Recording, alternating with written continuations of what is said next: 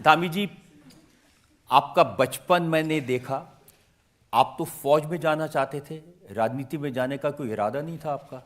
जी, मैं एक सामान्य परिवार में और एक फौजी परिवार में पैदा हुआ। मेरे पिताजी सेना में थे और हमारे यहाँ एक परिपाटी भी है कि प्रत्येक परिवार से कोई न कोई सेना में होता है और हमारे यहाँ पीढ़ी दर पीढ़ी सेना के साथ संबंध है, तो मैं भी सेना में जाना चाहता था। लेकिन परिवार में अकेला होने के कारण से माँ ने कहा कि नहीं, तुम सेना में नहीं जाओगे।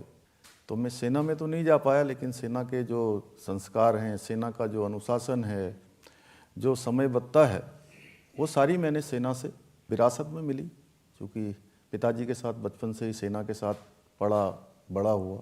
तब माँ से शिकायत तो नहीं होगी कि उन्होंने फौज में नहीं जाने दिया, वरना यहाँ तक कैसे पहुँचते? नहीं, देखिए, सेना में प्रत्यक्ष रूप से तो नहीं जा पाया, लेकिन जो एक सैनिक अपने कर्म क्षेत्र में जाकर करता है, उसको अपने कर्म क्षेत्र में करने की मैं कोशिश करता हूँ।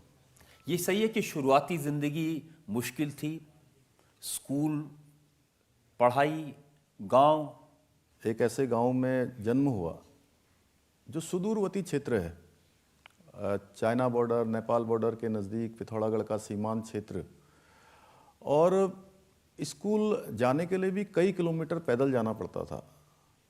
और अभी नए बच्चे या हमारे यहाँ बैठे हैं, बहुत सारे ऑडियंस हैं जो आए हैं इसमें, तो आप सब लोग पाठी जानते हैं? कोई तख्ती जिसको बोलते हैं, तो हम लोगों ने उस तख्ती में पढ़ाई करी है। इन लोगों ने जो यूट्यूब पर देखा होगा तख्ती। जी जी। तो वो तख्ती में हम लोग पढ़ाई करते थे और रात दिन में स्कूल में जाके लिखते थे तख्ती में। दवात में जो खड़िया था वो घोला जाता था, कलम से लिखाई होती थी, और जब घर आ जाते थे तो घर आने के बाद उसको मिटाते थे। मिटाने के बाद रात में जो रेडियो के सेल होते थे, रेडियो के सेलों में से जब वो पूरा सेल यूज हो जाता था, तो उसमें से वो जो काला निकलता था, उस काली को पोत देते थे भिगा के, और प्रातःकाल जो है स्कूल जाने से पहले दवात से, उसी दवात से हम घोटा लगाते थे और चमकाते थे। कोशिश करते थे कि जैसे शीशा होता है दर्पण, वैसे आरसी की तरह वो बन जाए और उसमें जो है तस्वीर दिखाई देने लगे सामने से।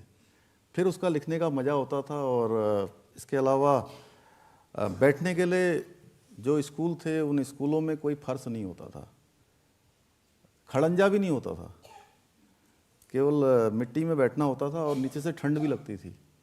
तो घर से जो टाट होती थी, बोरी होती थी, खाद आती थी जिसमें, या कोई अन्य सामान आता था, उसको भी हम अपने बस्ते में लेकर जाते थे साथ में, उसको बिछाते थे, फिर उसको वापस आते थे।